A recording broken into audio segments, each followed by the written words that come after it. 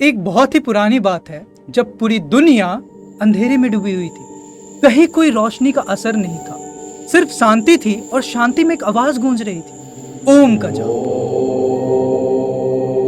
ब्रह्मा जी जो पूरे सृष्टि के रचयिता हैं, वो ज्ञान और तपस्या में लीन थे। तभी ब्रह्मा जी के माथे से चिंगारी निकली और वो एक ज्वलंत आग में बदल गई। इस प्रकाश से एक देवता प्रकट हुए जिनका नाम था अग्निदेव। ब्रह्मा जी ने अपने सामने इस प्रकाश के देवता को देखते ही उन्हें अग्निदेव का वरदान दिया और कहा, आज से तुम्हारा कार्य होगा इस संसार के हर एक जीव के जीवन में रोशनी और उजाला करना। ब्रह्मा जी ने तब उस आग को एक कुंड में समाया और शुद्धि और पवित्रता का अनुष्ठान शुरू किया। उन्होंने उस आग में आकाश, वायु, जल और पृथ्वी को मिलाया और कहा, इस 5 तत्व से संसार जीवन का सृजन हुआ।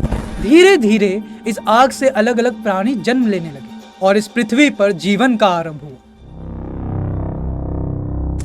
अग्निदेव जो आग के स्वामी थे, उनका रूप जो कभी खत्म ना होने वाला है।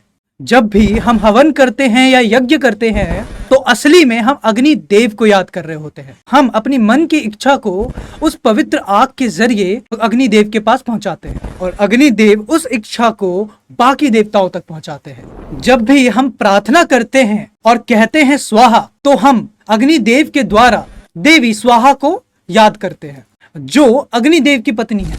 देवी स्वाहा के बिना हवन अधूरा माना जाता है। उनके बिना अग्निदेव तक कुछ भी नहीं पहुंच पाता है। यह देवी स्वाहा की ही शक्ति है जो अग्निदेव को पूरा स्वरूप देता है।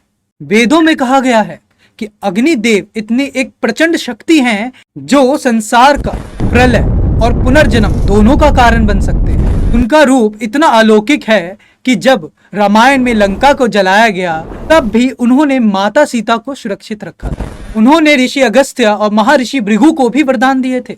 जब महर्षि भृगु ने अग्निदेव को यह श्राप दिया कि वो सब कुछ जला देंगे, तब ब्रह्मा जी ने उनको एक वरदान भी दिया कि वह सब कुछ पवित्र भी कर देंगे। और यह सिर्फ धार्मिक महत्व ही नहीं, इसके साइंटिफिक रीजन भी हैं। 2019 की गई रिसर्च में यह बताया है कि मेडिसिनल हर्ब्स से हवन करने पर आसपास के एनवायरनमेंट में पॉल्यूटेंट्स कम होते हैं और शुद्धि भी होती है, और यह है यज्ञ थेरेपी कहलाती है।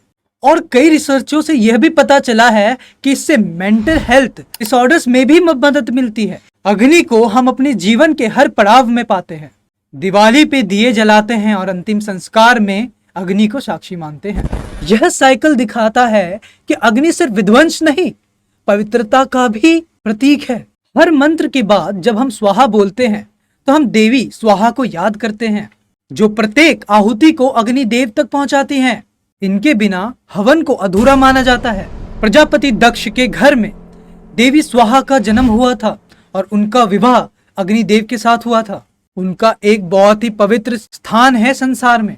इसलिए जब आप हवन करते हैं, आप सिर्फ मंत्र उच्चारण नहीं कर रहे होते हैं, आप अपने मन को पवित्रता और पॉजिटिविटी से भर रहे होते हैं। यह एक ऐसी प्राचीन कला है जो हमारे ऋषि मुनि हमेशा से मनाते आए हैं। आप लोग क्या सोचते हैं इसके बारे में?